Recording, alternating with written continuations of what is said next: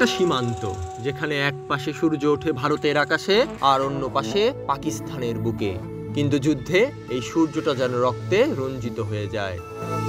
1947 সালে ভারত ও পাকিস্তান দুটি দেশের জন্ম, আর তার সাথেই শুরু সংঘাত। কখনো ভূস্বর্গ কাশ্মীর নিয়ে, কখনো বা ধর্ম নিয়ে, আবার কখনো ভূরাজনৈতিক আগ্রাসন ও সামরিক প্রতিদ্বন্দ্বিতা নিয়ে। যখন গুলি চলে, বুলেট জানে না সে কোন দেশের, জানে না সামনের মানুষটা বাবা কিনা ভাই, অথবা একজন কবি যিনি কেবল শান্তির কথা বলতে চেয়েছিলেন। আমরা ইতিহাসে যুদ্ধ পড়ি, জয় পরাজয়ের গল্প গর্ব করে বলি, কিন্তু কেউ কি শুনেছে সেই মায়ের কান্নার শব্দ, যেটা দুই প্রান্তের মায়েরা একই সঙ্গে কাঁদেন?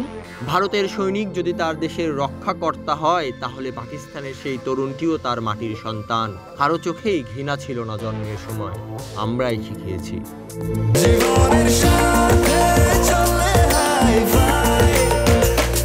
স্বাস্থ্যকর অল টাইম হানিকম, সব সময় অল টাইম হেলদি লাইফ।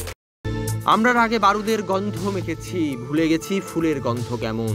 আমরা সব ভুলে যাই, শুধু কিছু মা ভুলতে পারেন না। যুদ্ধের দিন থেকে আজও তারা অপেক্ষায়, ফিরে আসবে কি তার ছেলেটা।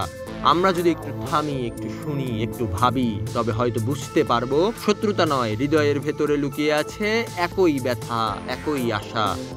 একটি নতুন সকাল চাই, যেখানে ভারতে জন্মানো শিশু ও পাকিস্তানে জন্মানো শিশুর মাঝখানে থাকবে না ঘৃণা, থাকবে না বন্দুক, থাকবে শুধু হাসি। চলো আমরা ইতিহাস পাল্টাই, চলো আমরা যুদ্ধের জবাব দেই ভালোবাসা দিয়ে। চলো আমরা বলি মানবতা কোনো জাতির নয়, শান্তি কোনো কাঁটাতারের গণ্ডিতে আটকে থাকে না।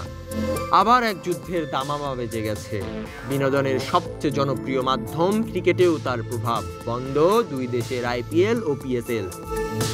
মানুষ মরল, ক্ষয়ক্ষতি হলো দুই পক্ষেই।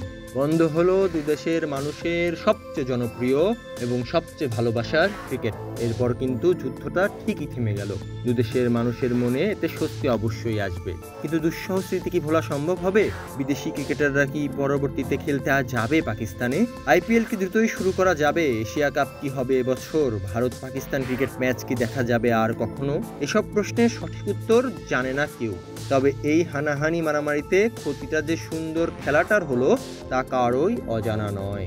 তবে দুই কাঁটাতারের এপার ওপারে যারা নিজেদের মধ্যে বিদ্বেষ লালন করেন, তাদের জানা উচিত এই পৃথিবী আমাদের সবার, আর শান্তি সেটাই তো আমাদের সবচেয়ে বড় পরিচয়। সম্রাট সরকার, ফ্রিকোয়েন্সি।